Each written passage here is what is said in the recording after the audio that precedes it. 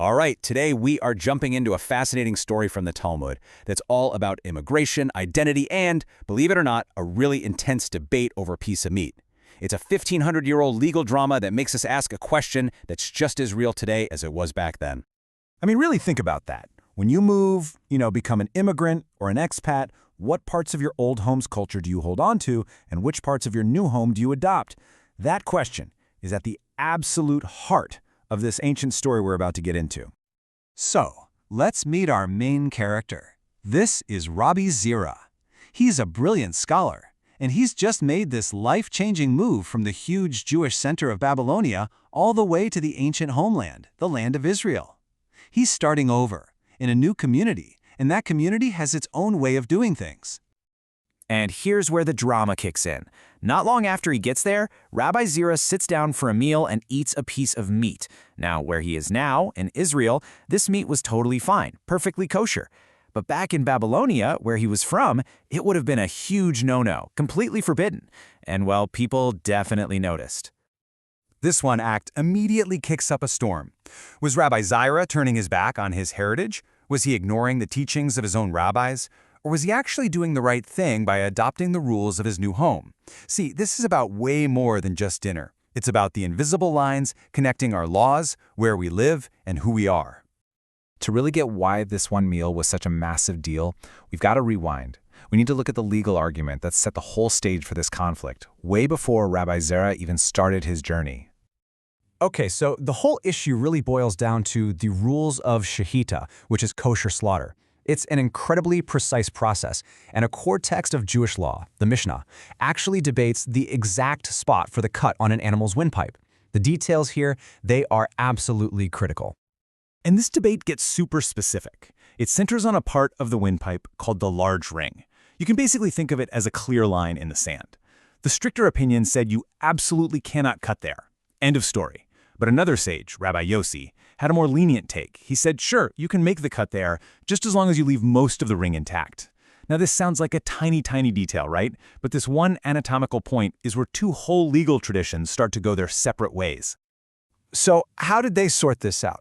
Well, two of the most important Babylonian sages, Rav and Shmuel, came up with a really interesting ruling.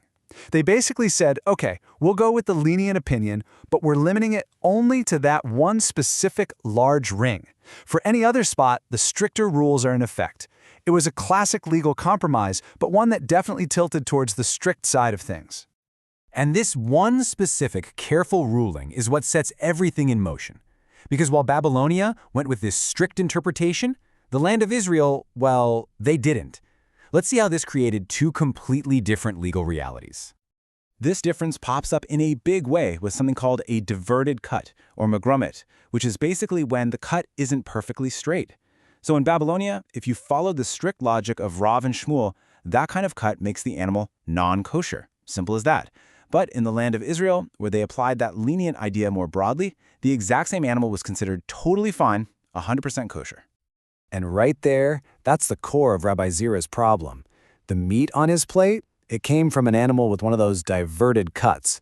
By eating it, he was making a very public choice for the custom of his new home over the one he grew up with. So Rabbi Zeira's choice forces us to zoom out a bit, from the nitty-gritty of kosher food to a much bigger legal idea. When different customs collide, whose rules actually win? We're moving from the laws of the kitchen to the laws of jurisdiction. Now, on the surface, the answer seems pretty simple. There's a general rule that says a traveler should always play it safe. They should follow the strict laws of both the place they left and the place they're in. And if you go by that alone, it kind of looks like Rabbi Zeira is in the wrong, right? He should have stuck with the stricter Babylonian custom he knew. So why didn't he? Why would this major scholar feel so confident to just publicly go against that rule? Well, this is where it gets really interesting. The Talmud actually gives two brilliant defenses for what he did. Okay, so the first solution comes from a sage named Abaye, and it's all about hierarchy. He argues that moving from Babylonia to the land of Israel isn't just changing your address, it's an ascent. You're moving to a place of higher spiritual authority. And in that special case, you fully take on the local higher law. But then another sage, Rav Ashi, comes in with a totally different take. His is all about intent. He says the old rules only stick with you if you're planning to go back. Since Rabbi Zeira moved for good, his new home's laws were now his only laws. Both of those are pretty clever legal arguments, but the story isn't quite over. The final resolution, the ultimate takeaway, actually comes from one of the very people Rabbi Zeira seemed to be defying. So, word about all this gets back to Babylonia, and it reaches the great sage Rav Yosei, a top leader in the very community whose strict rule was just challenged. And at first, he was not happy. He felt like his community's traditions and maybe even his own authority were being totally undermined. But after he thinks it over, he doesn't double down. He doesn't demand everyone follow his way. Instead, he comes back with this beautiful, poetic answer. He says, Nakata, Nakata upashte, which translates to, each river and its unique course. What he's saying is that law isn't some abstract thing that's the same everywhere. It's alive, it's local, it's rooted in a place. Babylonia has its river, its own flow of customs. The land of Israel has its own river. They flow in different directions, but they are both valid paths. So in the end, this whole story about a piece of meat becomes this incredibly deep lesson on what law even is.